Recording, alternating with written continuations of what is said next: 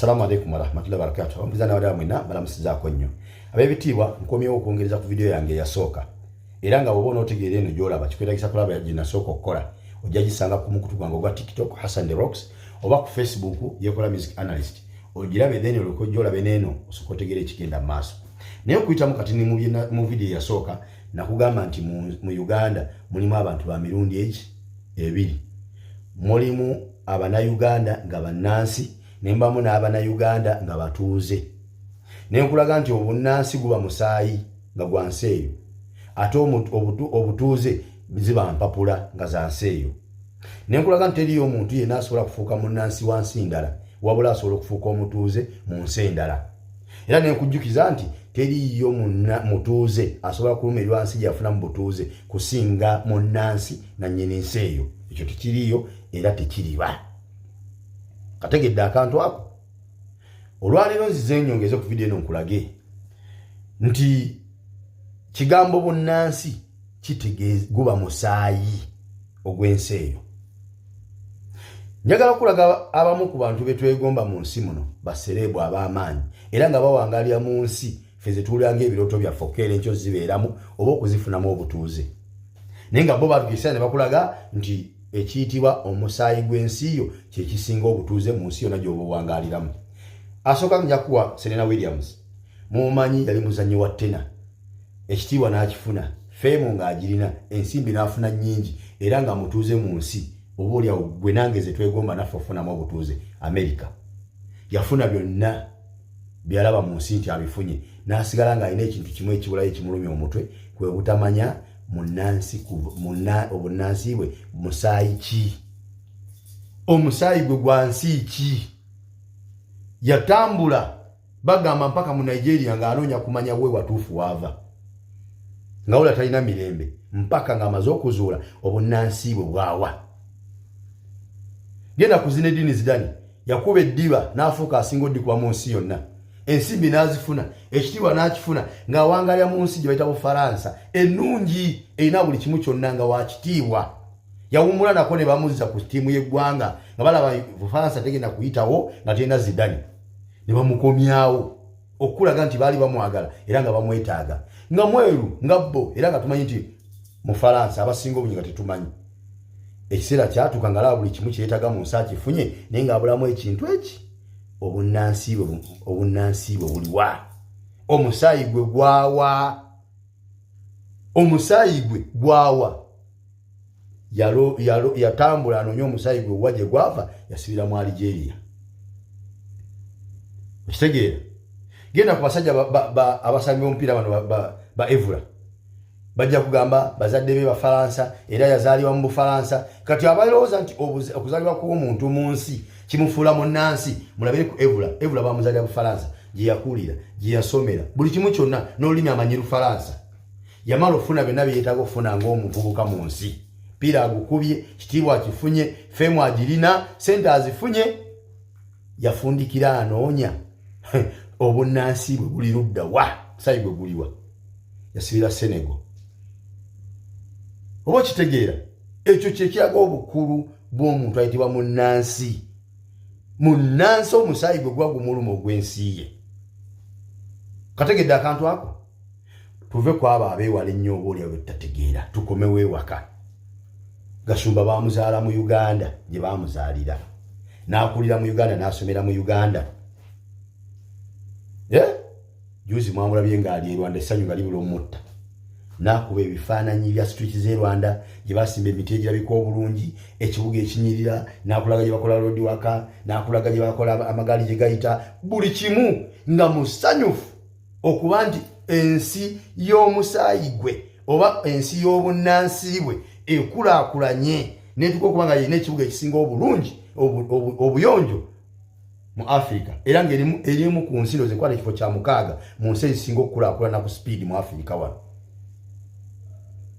Kategedde ako bw'amala n'akomawo Uganda gy'ali ng'omutuuze n'akulaga nti ekibuga Kampala okufaanana nga bwe kifaanana olwali nga kyonna kijjudde ebinnya biringa entaana, kijjudde kazambi, mukoka, ebisasiro, buli kiwunya kiringa toilet. yena atwa ku TV na akulaga nti abanayuganda mukakkani ffe tuli mu kintu awo muli weewo bana bawalimba limbambo simanyi baagala nkyuka abo maveeko bayaye baagala baleetera bizibu munnansi omunayuganda ayina ebulemu ku bwongo naye naapiikinga ekyomunayuganda omutuuze Gashumba kyayogedde ndi kituufu Uganda esigale ng'efaanana bwetyo kivola nze abantu abo sikyalina budde buyomba nabo ku intaneti kuno kubanga obanga omanyi nti oli munnansi omunayuganda toyinayo nsi ndala gyogenda keera kyakumakya nange ngenze kunoonya wa gyensibuka ng'oli munnayuganda yensi yo naye nga toyagala nsi yo nga gw'owulira ddala nti omuntu alwana okulaba nti ensi yo ekulaakulana erabikeko obulungi ate nga ye mulabewo olw'okuba bali abatuuze obutuuze bakulaze nti oyo mulabewo kubanga bakimanyi ndi munnansi bw'akwata ku nsi ye tagenda girekanga bweri mu nkulaakulana buli lwejja mu kitundu wabaawo beekosa ng'ensi ekulaakulana waliwo abakosebwa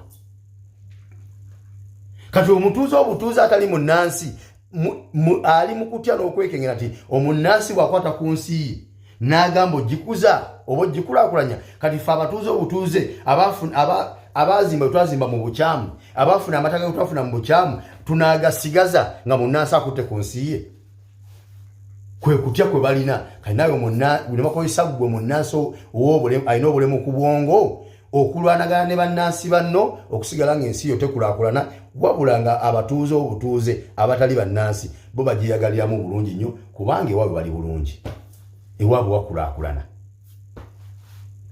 wano juzi mu covid tamala emirundi yavayo n'agamba nti abamu mu bafuga Uganda abali mu bifo ebyenkizo ebya gavumenti kuliko omu yaweereza miliyoni 5 e Rwanda ziyambeko ku bannansi b'e Rwanda mu covid naye n'akulaga nti wano omu ku bali ku top y'obukulembeze bwa Uganda yakwata miliyoni 2 ye ne famire ye ku lulwe ne famire ye n'akwata miliyoni 2 ze yawaayo ku lw'Abannayuganda okubeera nga zibayambako mu covid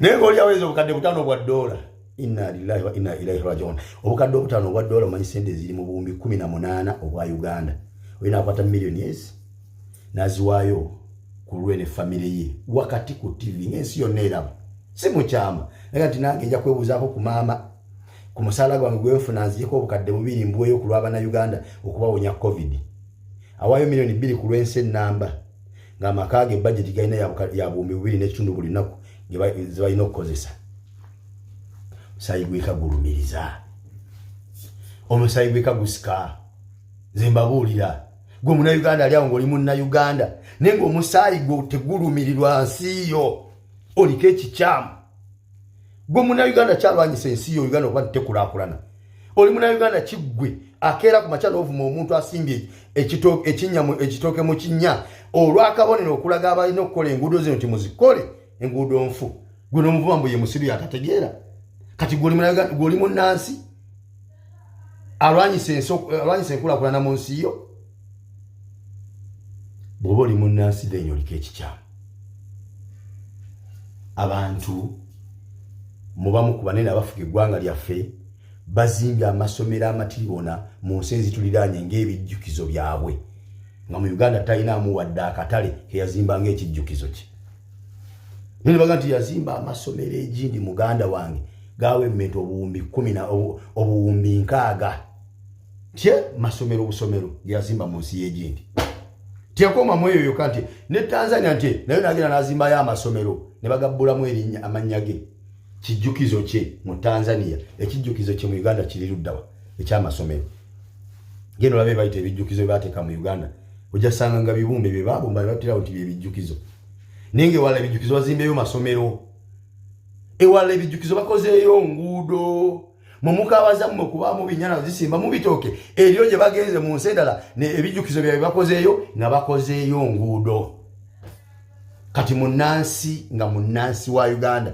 osobola okubeera president wa Uganda oba osobola okubeera minister wa Uganda oba osobola okubeera speaker wa parliament ya Uganda noyagala okukola ekijjukizo kyo n'ogenda okikola mu nsi endala n'olekawo eyiyo mwoli